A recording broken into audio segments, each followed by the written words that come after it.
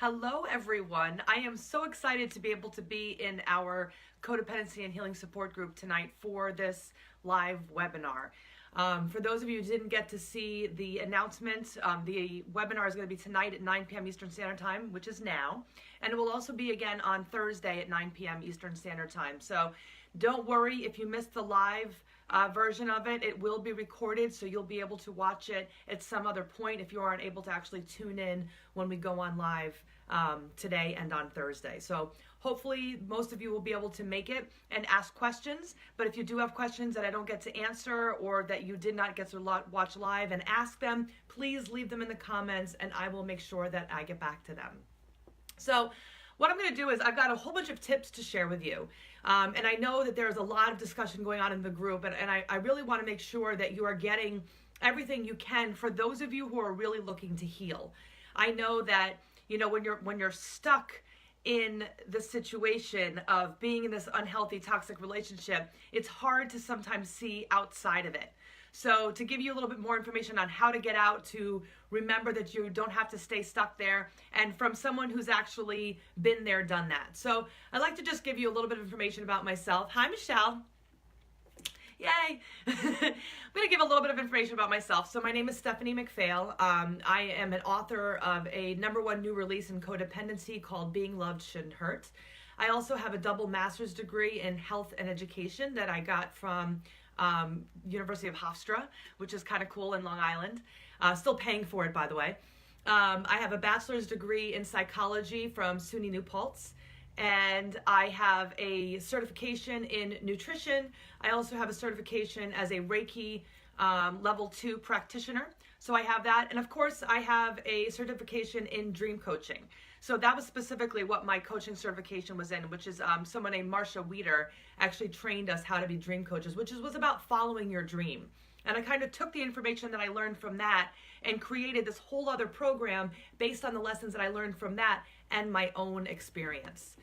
So how did I get here? Well, it wasn't all rosy. It was definitely not, you know, it was not the life was perfect and then I decided to be a coach. That was definitely not even close to what it was. I spent 15 plus years going from one toxic, unhealthy relationship to another one. I grew up in a home where we were military kids. And we used to move every 2 to 3 years, and we didn't really have connection as much to other people, but we had connection with church. My parents brought us to church every single Sunday, and that was something that was very important to my parents. Hi, everybody.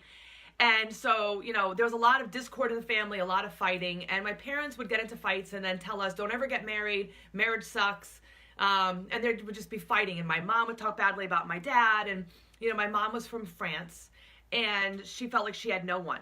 And whatever was going on with my parents, they just never got along. And I love my parents to this day, and they did the best they could. But my mother was definitely having some mental health issues. We think she's borderline personality disorder, definitely some narcissistic tendencies. And she was never really the mom's mom. You know, I was kind of like her best friend, and she would tell me way more than I probably should have been told as a young child, mostly about how terrible my father was. And I always felt like I had to caretake. I had to take care of everyone. And so when my other sisters were born, I have 2 younger sisters, you know, it was actually a joke that I was mommy too. I always took care of everybody. So I was the caretaker for everyone. So now fast forward to real relationships. And, you know, I remember in high school wanting to date so badly, and no one ever liked me. I was always like, I must be ugly. There must be something wrong with me that nobody ever wants to date me. And so I finally met this guy when I was 19 years old. And he was redhead, curly red hair, what I thought was really awesome because he stood out, 6'8". And we met each other and we started talking to each other and we got along really great. And for the first few years, we were inseparable. He was my best friend. Things were great. And I was like, you know what? Maybe this whole relationship thing is actually way better than I thought it was. Maybe I can actually create this really nice relationship. And his father got sick and he went downhill. And he started abusing drugs and never coming home. We were living together at the time. And things just started to spiral. And they just got worse and worse and worse. And, you know, ended up police were being called. He was threatening me. He was pushing me, calling me names all the time. That's what I got used to. And one day he did not come home. Even though we had plans to go out, I was 27 years old. We had plans to go out. He did not come home. And I was like, you know what? I'm going out. I'm going out anyway. I don't need to sit here and wait around for him anymore. I'm 27. I should be going out with my friends. So I went out with my friends because I had sat home by myself way too many times. And I said, that's it.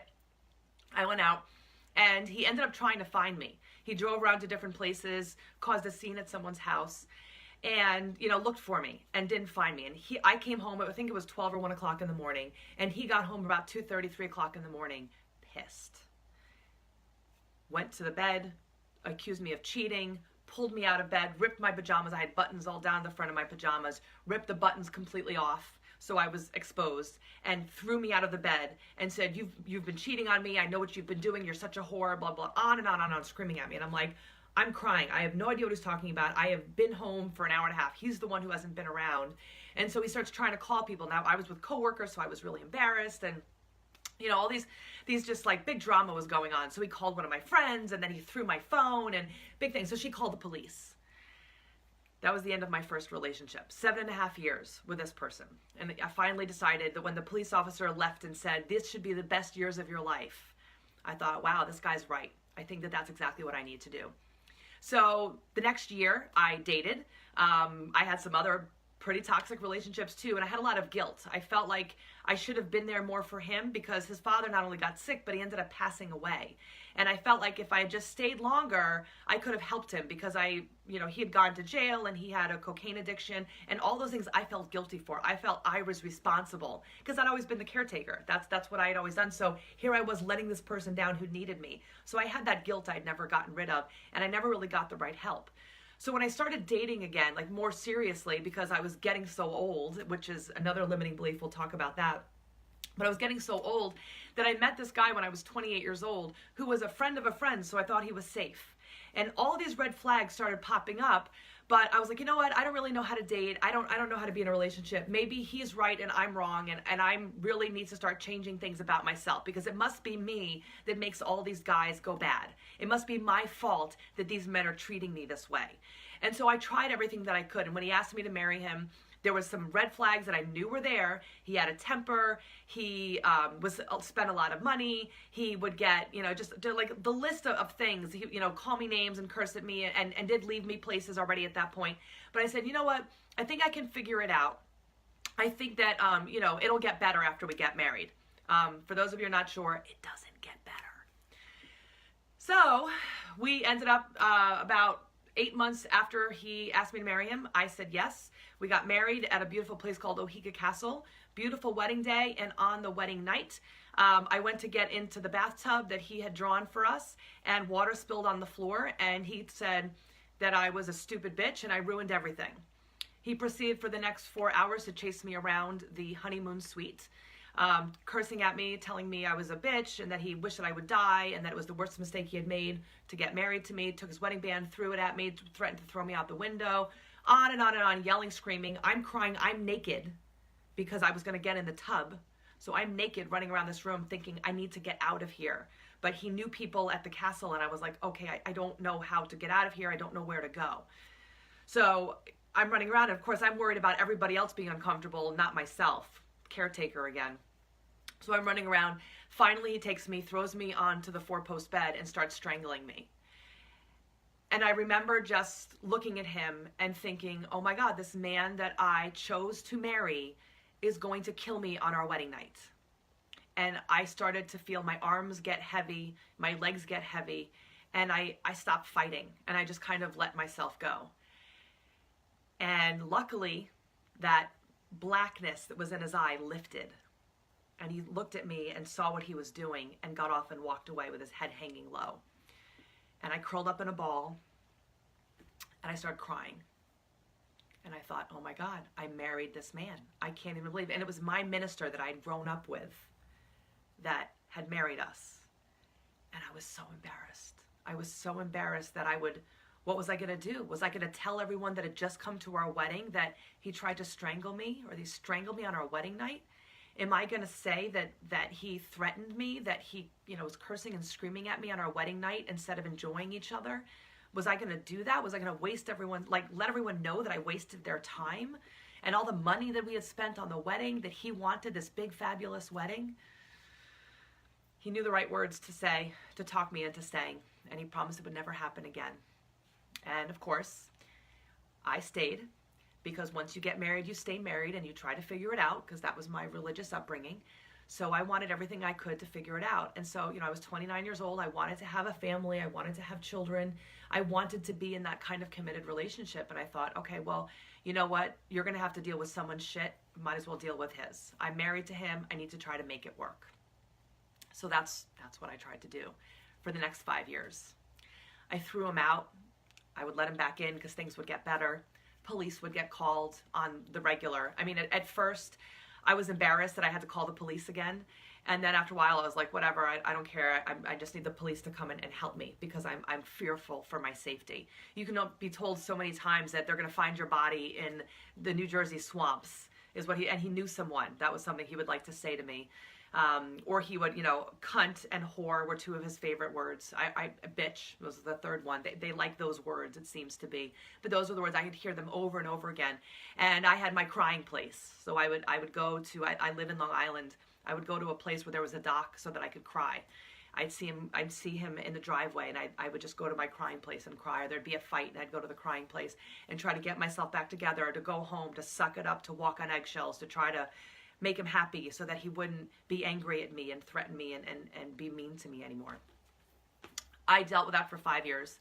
And finally, there was a day I was working a second job, and I got a text message from him that told me he quit his job. He was working as a waiter. And he said, I quit my job. And I said, please, sweetheart, go back. I know you lost your temper. Go back and try to get your job back, because I had been paying for everything in the house, and I was so worried about paying the bills. And he said, just like typical cunt bitch Stephanie, not to support her husband. And I looked at that text message and I said, you know what? For everything that I do, if that's how you're going to react to me asking you to go back and get your job, to be another support in this family, I'm not doing this anymore. I can't do this anymore. So I'd already set up with a friend of mine. And so I went and lived with a friend of mine. It was my house. I owned it. It was in my name. But I went to my friend's house and stayed there for the next 3 months as I started going through divorce and going through all that process. And, you'd think that things got better right after that, but instead things got worse. So when people talk about being in a depression and having this discomfort from the change, I get it. Because after that, it should have been like, oh, wow, everything is great now. But it isn't, because we need to get down deeper into the other things that were going on. After I decided to get a divorce and I was living with my friend, I actually got a DWI. I had never gotten detention. Oh, sorry. I got detention once when I was in high school. I didn't get detention. I didn't do anything that would get me into that kind of trouble. And I got a DWI. I had to get a breathalyzer. I had one of those things in my car. And I wasn't driving. I actually had pulled over because I didn't want to drive, and because I found out the hard way that if your keys are in the ignition, it's intent to drive. But still, my alcohol level was high, and I was in my car. I got a DWI and had to deal with the court system and going on probation. You know how horrible it is and how degrading it is to have to go on probation and wait in a room filled with other people to go urinate in a cup and prove that you're not a drug addict? It was a pretty low point. I was feeling really awful about myself. And, between that and then I got a blood clot in my arm, my left arm. My grandmother passed away, and I had started dating someone that I knew from when I was younger, and I thought, oh, he's so great. I've never felt the energy, the intensity of the energy of someone. This has got to be the guy. This has got to be the guy. He ghosted me, and bam, I went into a depression. Couldn't eat, could barely breathe. I would get up, get ready for work, go to work, come back, get into my pajamas, and lay in bed. I would watch self-help movies, self-help books, whatever I could just listen to, because I couldn't do anything. I couldn't be social. I felt like something was clutching at my chest, and I couldn't breathe. And then I got pink eye, and I sprained my ankle. And after I sprained my ankle, I had the aha moment of, wait a minute, what has been the same thing throughout all of these different relationships that I've had? Me. It wasn't me causing these people to behave that way. It was me allowing them to behave that way. So I see someone said that they were just ghosted and it'd break your heart. Yeah, I have never felt that kind of pain in my life, for them to just disappear, especially when it was that intense. He would drive to my driveway and I could feel his energy pulling up into the driveway. Like, that's how intense it was. And then he would leave and I would feel like someone had just drained all of my energy, and I felt exhausted. So when he ghosted me and left, that was it. I literally couldn't do anything. It had taken away everything that I had, any abilities that I had were gone. And this was my rock bottom. This was I can't do this anymore. So when I was in the emergency room with this sprained ankle, I said, okay, I figured it out. I can't do this anymore. I need to make changes. So what I did was I got a therapist, I got a coach, and I really started working on things to make my life better. And I did some of the things that I'm actually going to share with you of what I did to get myself into a healthier, happier place. And spoiler alert, I ended up getting to find my now husband, who is an amazing, wonderful guy. And we just had our second child together, a 4-month-old little girl named Sophie, and my son is 3. His name is Zachary. So all of these things that I wanted, I was so afraid would not happen, happened just later than I thought they would. And I remember before I ever had any of my children, when I was still in my toxic relationships, I wanted children so badly. It was something that I really, really wanted. And I mourned the fact that I might never have them, because I was so afraid to have children in my relationship with my ex-husband, because I knew that my kids could not understand someone who behaved that way. So I was missing out on that opportunity. And I thought when we got a divorce at 34, I was like, I'm so old, I'm never going to find anyone. It's never going to happen. Well, I had this little female voice that would say, not him. There's someone else out there. And this little girl that I pictured with blonde curly hair and big blue eyes. That's what I pictured. And she would tell me, like, there's someone else there, but that's not him. And that little soul was part of what helped me push through. And to think that when I got pregnant with my first child, I was like, oh, it's got to be that little girl that came to me.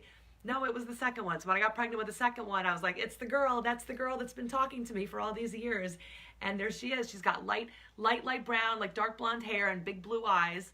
So I can only imagine what she's going to look like when she gets older. But all of that was worth it to get to where I am now. And, when I work with everyone in the support group, it's because I want you to realize that you are not alone. You do not have to feel like there's no way out and that this is all your fault. This is something that you can work on and something that you can change. So don't feel like there's no chance for you to build that happy life. I used to feel that I was doing this to these people. It was my fault that they were behaving this way. And now I know I was just allowing the wrong people to come in. So yeah, I was definitely very lucky. My ex-husband did want children and he did try. But there was like every part of me that was like, I really don't. And I had polycystic ovarian syndrome at the time. Luckily, I was able to get rid of that. But they said it's going to be very hard for you to have children. And with both of our children, my husband, my current husband, and I did not have a problem having children. So there was something bigger than myself that made sure that didn't happen. And I am so grateful that happened, because it's hard for me to keep him away from me now when we don't have any children together. I could only imagine how awful for all of you who are, having to deal with their exes and that, abusive type of ex. I can only imagine what you deal with on a regular basis, having to deal with that. So, I applaud you. And remember that no matter what, that beautiful soul is your gift. They chose you to be their parent. There are lessons that you have to teach them that they need to learn from you, which is why they chose you to be their parents. So don't feel like you did the wrong thing. You did what was right and what felt right for you. So now it's time to make those changes so that you can actually grow yourself and help them live their best life too. So I see questions, but I will go back at the end. So if you stay on and you don't get your question answered right away, I will try to go back and answer at the end. So I want to leave you with, I want you to have some tips, okay? Because all this stuff is something that's, I know how much this resonates for people, because I'm not the only one. When I started sharing my story, and I was so nervous the first time I shared my story, I started to find out that I was by far not the only one. There are so many people that are still trapped in these toxic relationships. And my dream for you is to get out of them. And my dream for you is to create your best life. That's what I want for you. And so if I can give you some knowledge to help you get past that, then that's what I would love to be able to do. And if I can support you in other ways, then we'll talk about that as well. But I want you to have the tools and the knowledge to be able to create your best life. So one of the things that I want you to look at, and in the story, you can kind of hear that too and think of your own story, is one of the first things I want you to look at is, why have you attracted these unhealthy relationships to begin with? So, you can journal this. Look at your past experiences. When you were growing up, what kind of household did you have? For me, I was the oldest. I was the caretaker of my two younger sisters. My parents were fighting. I was the go-between with everybody, trying to fix everything and make sure everybody was happy. So that was my job. Now, my mother happened to have a mental illness, but maybe in your family it was, alcoholism or drug addiction or, something else that was some kind of inability for the parents to be adults and made you become an adult before you were ready. And the amazing thing is that it shows how strong and resilient you are, because you had to take care of everything and you had to step up to the plate. But you were also an adult before you were ready. So you didn't get to go through all of the phases that a child goes through as they're learning how to be adults. So you still need to go through some of those lessons that you would have learned as a child if you were able to be a child. Some of you have been adults, you're 40 and you've been adults for 35 years. Some of you longer, and so it's something that's very difficult. And yeah, the growing up too fast. I mean, that was something people would always tell me when I was younger, and I thought that was a great thing. Like, oh, you're such an adult, you're so mature, you're all these things. And I thought it was great, but I had no choice. I had to be the one doing the food shopping and making the dinners and making sure my sisters, did their chores. And, it was my responsibility to take care of everybody in the family and making sure everything was done. So, when you feel that type of responsibility, then you feel responsible to take care of other people, which is disempowering for them, because then they don't have to take responsibility for themselves. When I finally made boundaries with my siblings and my own mother, we didn't talk for a while because they were not used to me having boundaries. They were not used to me saying, hey, I'm not doing that anymore. I'm not going to be the go-between. Or I'm not going to drop everything to come to your rescue anymore. You're going to have to figure out and find someone else. And at first, they didn't like it. But then they stepped up to the plate. And it was actually the best thing that I could have done for our relationship, was to give those boundaries and enforce them. So looking at where and why we've created these unhealthy and attracted these unhealthy relationships from the time that we were small children.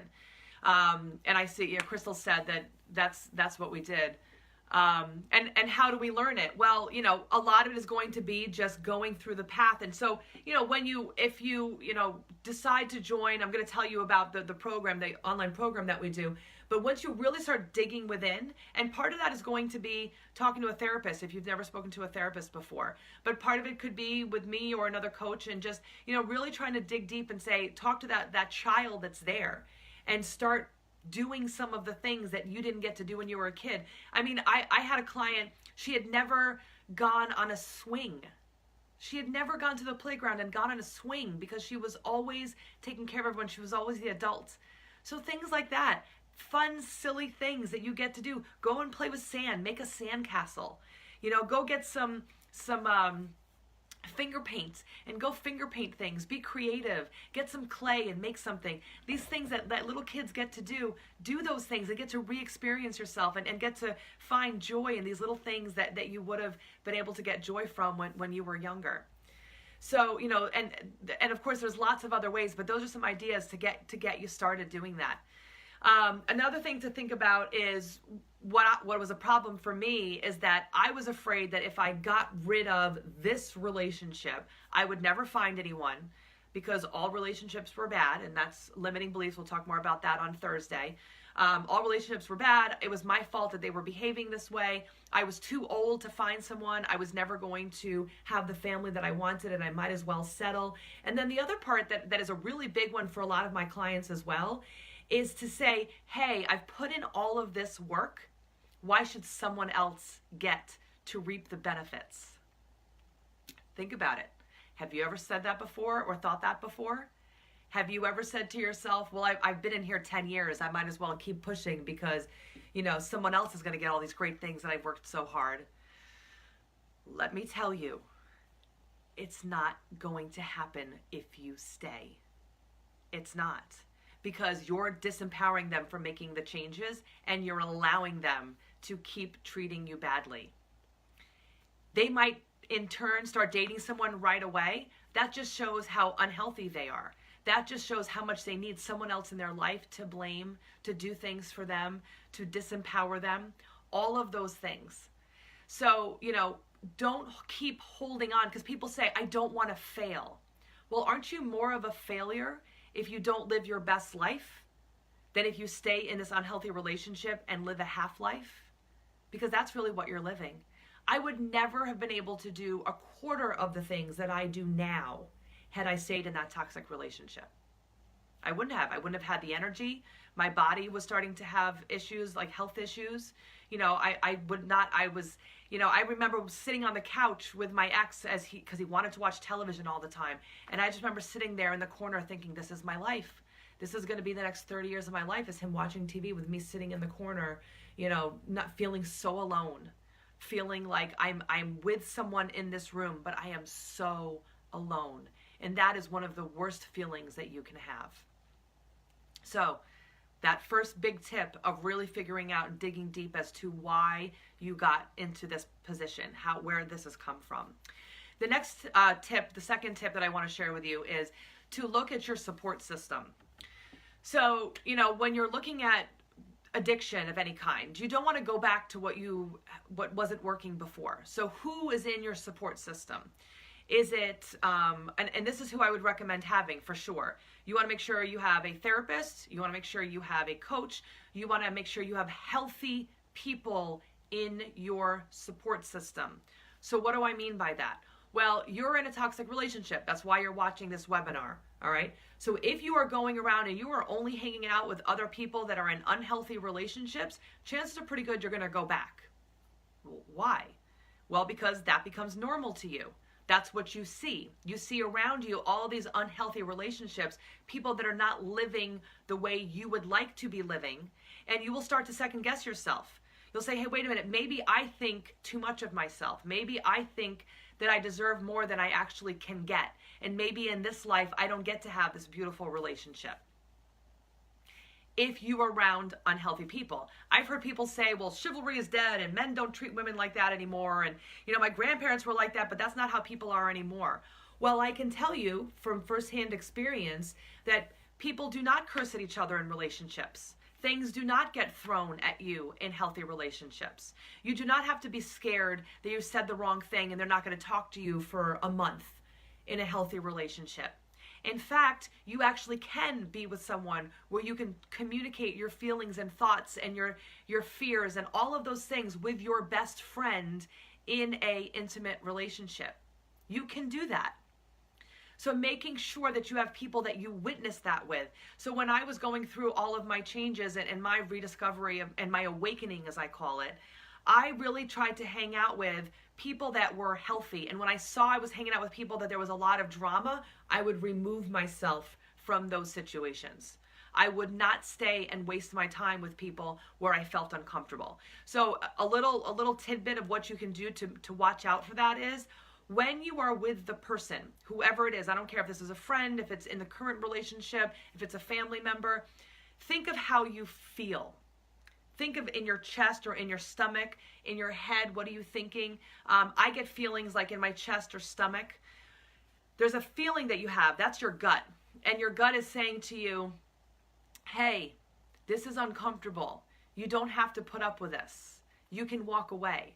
And when you listen to that uncomfortable feeling, that discomfort, and you actually leave, you feel better. When I was in my toxic relationships, I would feel those feelings, that discomfort, the bad discomfort, and I would say, I'm going to ignore it because I don't want to get a divorce. I don't want to go through, the whole dealing with money and doing this on my own and being by myself and all that stuff. So there was a part of me that knew all the things I needed to do, but I didn't want to listen, even though there was that feeling, that intuition was telling me, get away. Do not stay in this relationship. This is not good. You are wasting your time.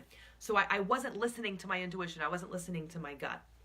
So when you are with the right people, you're reminded by your own energy that when you leave hanging out with these healthy people, you feel good. When you are leaving someone, you shouldn't feel drained. You should feel energized. So, like when you're hanging out with your friends, after you leave them, you should have had joy. There should have been an abundant amount of joy. You should have been laughing so hard your stomach hurt, sharing old stories, feeling comfortable to say whatever it is you want. All of those things should be increasing your energy and feeling good when you are around them and after you leave.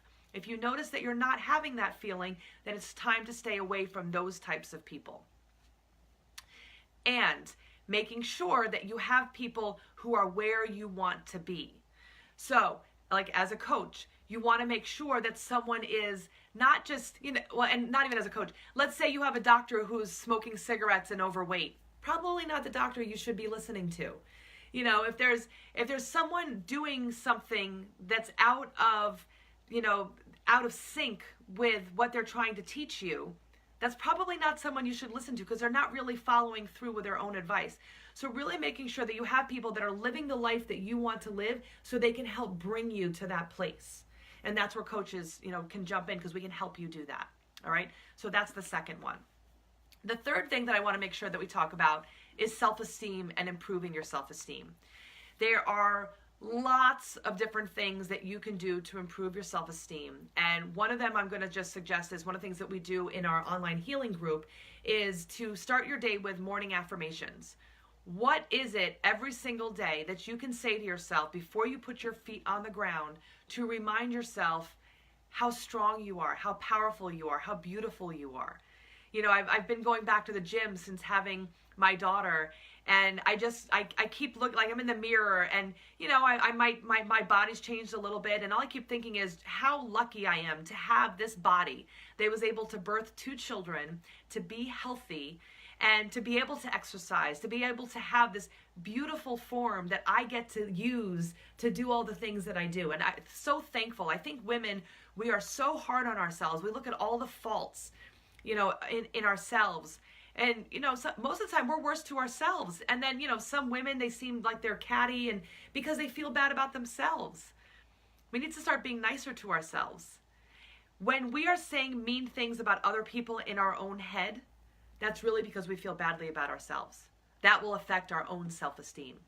So when you're looking at someone in a judgmental way and you're saying, oh, look at her, look at that outfit, or she's too skinny, or she's too fat, or who does she think she is, or all of these things, that's hurting you. It could be hurting the other person too if they hear you. But it doesn't matter if they hear you. It's hurting you. It's lowering your self-esteem. It's making you feel worse. It doesn't make you feel better to tell other people, even in your head, that they're not good enough. Because that's really you that you're saying that to. So that's one thing. So those positive affirmations, think about things like, I am strong, I am independent, I am able to do what I put my mind to, I am able to make money, I am able to be self-sufficient. And you can actually go online and look at different I statements for your daily affirmations that are short and about yourself. Not like I am able to make other people happy. That's not an affirmation because that has nothing to do with you. All right, so something like I am light, I am joy. Things like that. Those are some good affirmations to start your day with. Another thing to add with your self-esteem is, and I was actually just talking to a client right before I was coming on. I was like, I need to get on. I'm doing a Facebook Live, but so I was texting her really quick before I came on, and she was looking at, she has these moments where she gets really down on herself. And so we talked about how really having an action plan, having things, some goals that you do every single day. Because what happens is that a lot of us, when we are in these toxic relationships, we've learned how to lie to ourselves really well. We don't trust ourselves. We know we're liars. I'm going to leave this time. I'm not going to let him speak to me that way. I'm going to do this, that, or the other thing. And and then if it's in that part of your relationship, then where else is it? I'm going to go to the gym today. I'm going to eat healthy. And then we do all these things to sabotage what we said we're going to do, and then we don't trust ourselves. And why should we? Because we're right. We have lied to ourselves over and over again. We still put up with it. We keep picking up that thing that he throws. We keep, trying to walk on eggshells and fix it, even though we don't think we had anything to do with it. We don't even understand why they're angry, because there's really no reason. We keep doing it. So when we don't trust ourselves, we need to learn how to build up our self-esteem by doing little things every day that we can start to say, hey, I succeeded. So, it could be something as simple as, I will meditate for 5 minutes today. I will go to the gym, or I will exercise, do physical activity for at least 5 minutes. Now, once you've committed to 5 minutes of activity, you could always do more than that, but commit to 5, because once you accomplish those 5 minutes of your meditation, of your physical activity, I will drink a gallon of water. If you normally drink a half gallon, then maybe you want to drink 3/4 of a gallon. Make it an attainable goal that's small to start. You got to start somewhere. If right now it's hard for you to walk a mile, then just walk half a mile and then build up from there. If you're already doing the mile, then start running smaller distances and then build up from there. These changes do not happen overnight. They take time. We got to whatever age we're at doing all of these unhealthy patterns to get us here. We cannot think that it's going to happen overnight. It takes time. All of these things. And it takes the right support system. So how do we work on our self-esteem? Little activities that we can do every single day so we win.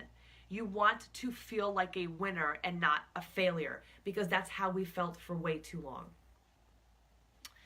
Now, there are lots of other things that we could do with self-esteem, and I go into a lot more detail during the private online program. And yes, baby steps is definitely the way to do it. So what I would like to do at this point is I would like to turn it over for questions. Because it is 9:40, so I was looking for my segment to be about 40 minutes, so that was perfect. So I would like to be able to take whatever questions anyone has at this point. Like I said, on Thursday at 9 p.m. Eastern Standard Time, I'm going to go into more detail of some of the other steps and some of the tips that you can take, and I'm going to share some other information as well that you want to tune in for, definitely. But right now you're on, so why don't you ask questions that whatever comes to mind. So I'm just going to go through and scroll maybe some of the things that I might have missed. I don't get to answer it right away. Don't worry, I will go back and answer them. So let's see. We have, thank you to everyone who said hello. All right. Okay, so Crystal said, how long were you with him before, and I just missed it. How long were you with him before you decided to leave him? Did you have kids together? So we were married officially for 5 years, and we got married about, trying to think, we were together for a year and then got married 7 months later. So we were together just shy of 2 years before we got together. So realistically, that relationship was 7.5 years, and my first long-term relationship was also 7.5 years. I was a long-term relationship person. So those were both long-term relationships. Luckily, no, we did not have children together. He wanted them, and there was some kind of guardian angel that kept that from happening. So luckily, that was not the case with him. But I know that there's a lot of people struggling with that have now had a child. So now the blessing is that child, and now you are the protector of that child. You are the one who gets to help make sure, because that child chose you, you get to make sure that you don't keep that cycle going. And that, and that's something else, that when you do have children, you want to make sure that you don't give them the same things that you got, those same tools that you got to create the same sort of unhealthy patterns. My parents did the best they could with the tools that they had. I can't fault them on that. They did the best they could. I know my father was brought up in an alcoholic house. So did he do better than what he had dealt with himself? I am sure that he did. He meant well. My mom meant well. She wanted to do better. There are stories from my mother saying she came home to her father beating the crap out of her mom one day. So I know that she tried really hard to do better. Was it perfect? No way. And it messed up my sisters, and it took me a while to get unmessed up from it and everything else. Yes, for sure. But they did do better.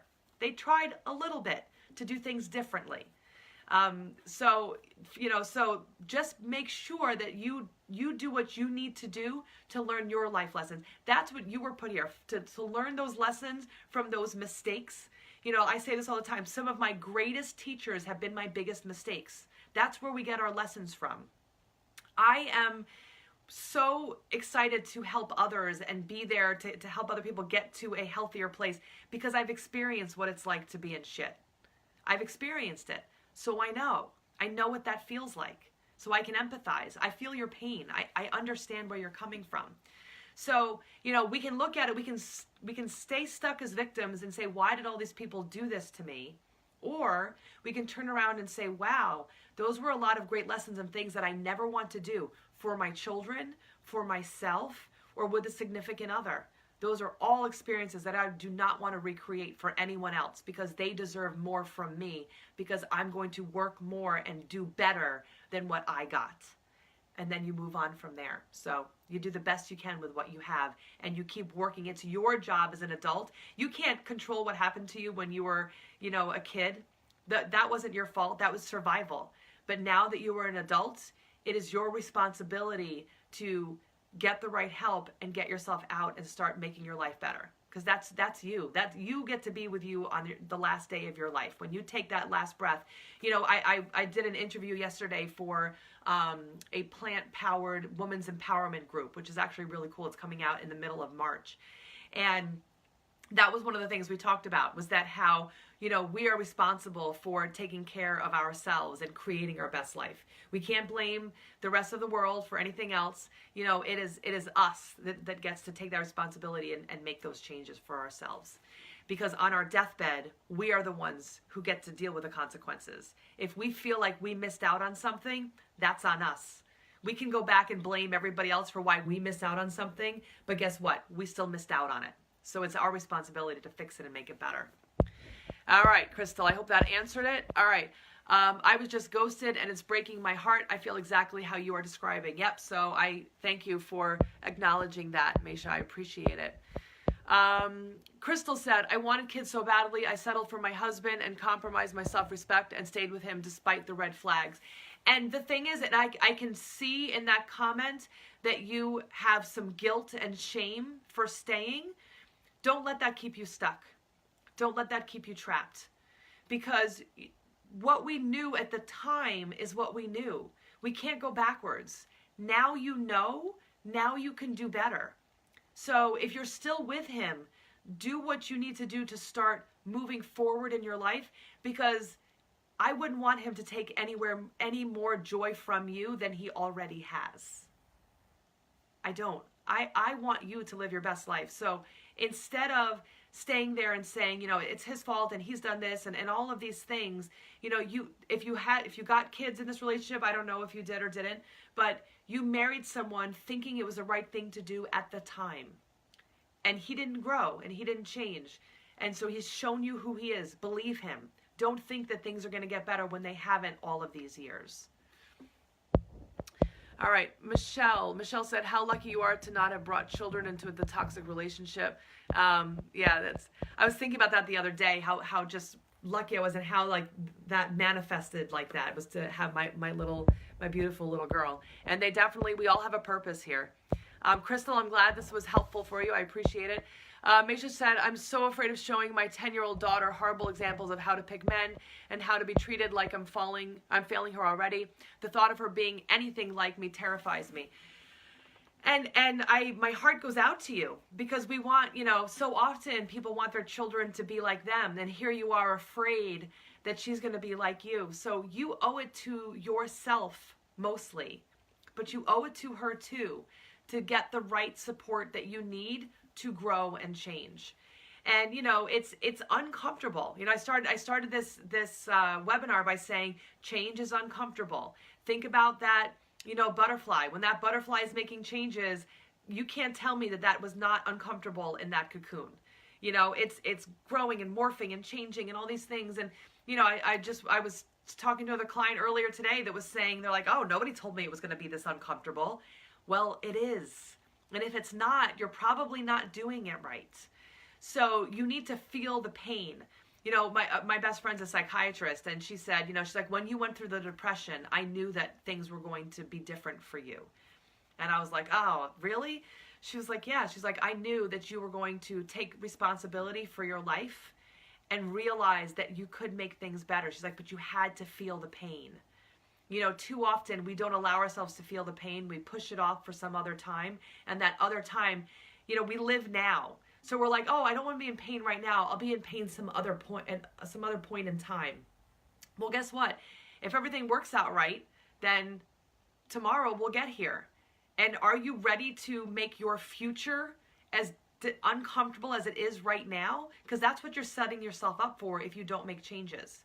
You can't fix or change what happened in the past, but you can start making changes so that future you is happy for the changes that you've made. Yeah, it's uncomfortable. It might not feel great as you're going through it because you're doing things that are different and out of your comfort zone, but future you will be very happy. So, you know, in 6 months from now, when you're not in the same pain that you've been in for 4 years, you'll be like, oh, all right, that's what it was. I just had to finally figure that out. So, you know, right now, if you want to create the best life for your children, start working on your changes now. So that way they can actually learn from you that change is possible and they don't have to be trapped, that they have the power to create their life. And you will give her an amazing lesson if you can start working on yourself. That is going to be a great gift for you to share with her. All right, the next one. Both of you have 10-year-old daughters, so a great opportunity to definitely be able to share that with her. Stacy, thank you so much. Regina said she grew up too fast. And so I answered Crystal's thing about, you know, unlearning or to learn how to be children again. And, you know, you have children, so you get to live a little bit vicariously through your child. Go do the things, sign up for the classes, do the things that kids like to do. You know, go to that Paw Patrol or, you know, whatever princess thing or, you know, whatever, just be and have fun. Go skip outside. You know, learn how to do a back bend or, you know, or learn how to, you know, do any of the other things that kids go on a bike ride, you know, all these things that kids do that are just, you know, so fun and lackadaisical. Like, go and enjoy yourself. And when you feel that childlike excitement, then you know you're going in the right direction. Regina said, learning how to self-love at 50, that's a great age to learn. You know what? Any age is a great age. 40, 50, 60, you're not dead. Start learning. I would rather know that you went from 50 and then the long rest of your beautiful life, you got to live your purpose and you got to do these amazing things. I'm trying to think, Harvey Milk. You know, some people know him. He was I forgot what he was. It was a politician who was also gay. And at 40 years old, he said, you know what? I haven't done anything with my life. It's time for me to step up and do something. So at 40 years old, he got up and he started being an activist and a proponent for gay rights and all of these things, these wonderful things that he decided at 40 to make a change. And if you look up even actors and different people that have achieved great things, it was after their 40s. So don't think that you are too old. There was some people in their 50s or 60s that they started to really make big changes and good things for the world because they decided they needed to step up to the plate. So it is definitely not too late for you to start making those changes. All right. Masha said, please help me. So, you know, definitely feel free to send me a message in my inbox. Again, I would recommend watching on Thursday as well because I'll be answering more questions and giving you some more tips. But definitely look around for the next 6-week healing group that we're going to be starting on April 1st. That's going to be a group online healing program that I'm going to talk about more on Thursday, but just be aware that that's coming up. So I will be talking about that on Thursday. I'll give you all the details about it, but it sounds like that's something you might want to learn more about and join us if you're really ready to commit to making all of your changes. All right, Michelle said she felt like the guinea pig. So yeah, I think that's when we're talking about being the siblings. Danielle says, hello. And Crystal said, for years, I've tried to convince myself that my husband and I can do a 180 and get healthy together.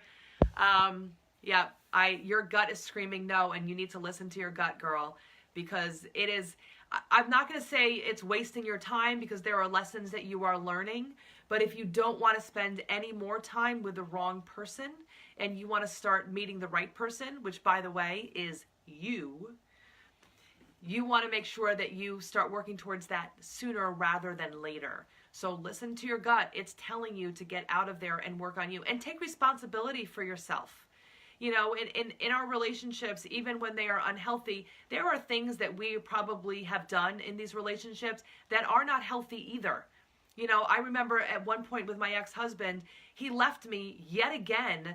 We were coming back from a birthday party with a friend of mine, and he left me on the train. And it was like 2 o'clock in the morning. And I woke up because I'd fallen asleep. It was like an hour and a half train ride from New York City to Long Island where I live. And so I woke up and I was kind of confused as to where I was. And I got up and I kind of started walking out. And then, you know, my husband starts yelling at me that he was going to leave me there and whatever, which is really nice to leave your wife on a train after she fell asleep on the train. And I got so filled with rage that when we got in the car, I started hitting him. And I just remember like that arm hitting.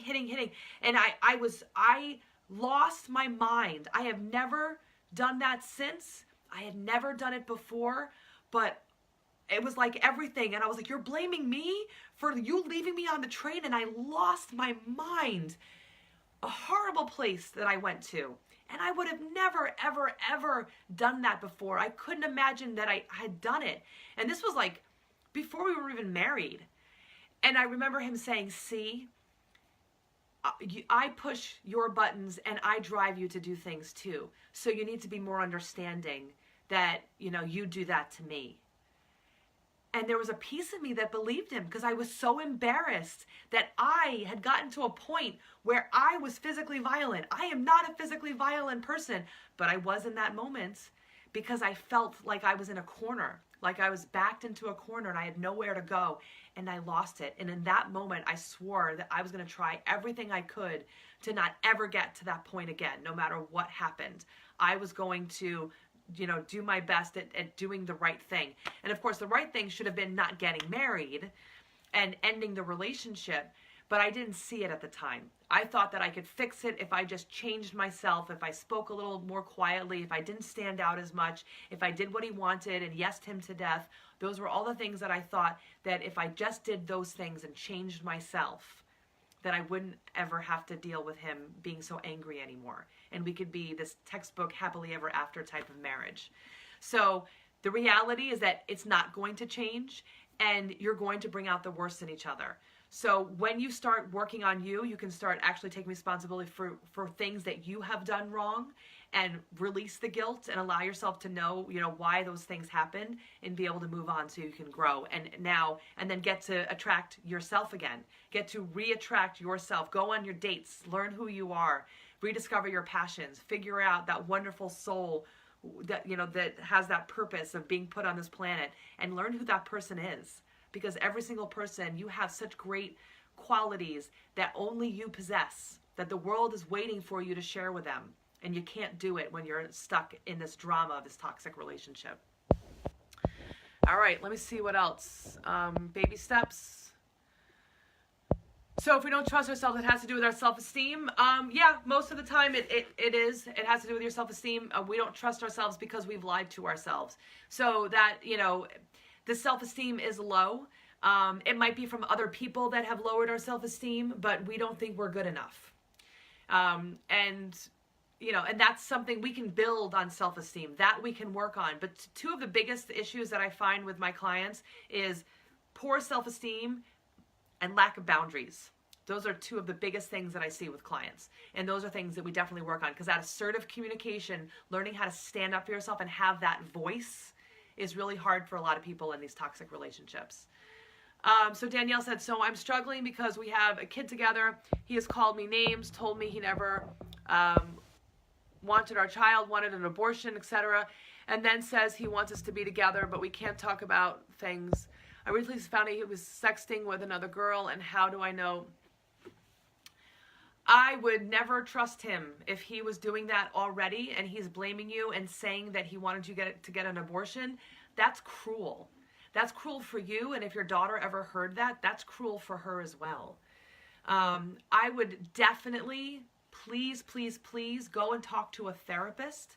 I would bet that he's not going to be interested in going to couple counseling, but please go and talk to a therapist and really get that support from a mental health professional, and, you know, really work on your self-esteem and realizing that you don't deserve it, and to be spoken to that way, to be told that your daughter was something like that he didn't want as an abortion, and that he doesn't want you and wants you to be around.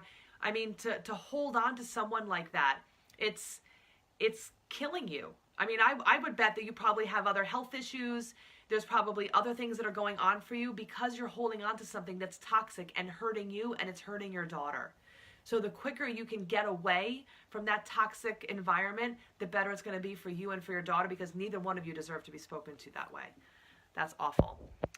Meisha said, how do we stop our daughters from becoming like us? How can I build my daughter up? Well, I mean, what you're going to do is you're going to work on yourself, and you're going to lead by example. You know, kids do not learn from what we say, they learn from what we do. So if you keep telling your child that they need to do ABC, but you keep doing the opposite of that, they're going to do the opposite. They're going to do what you're showing them, the behaviors that you're actually doing. So working on you, they're going to learn from that as well, and you're going to be sharing what you learn as you go through the process. So don't worry. As you strengthen yourself, you will be strengthening your daughter as well. Danielle said, because I keep saying I'll leave, he calls me names or lays his hands on me, and then it happens. Yeah, as soon as there's physical violence, you get out. You do not stay when there's physical violence, because here is the thing. When you stay, it gives them permission to do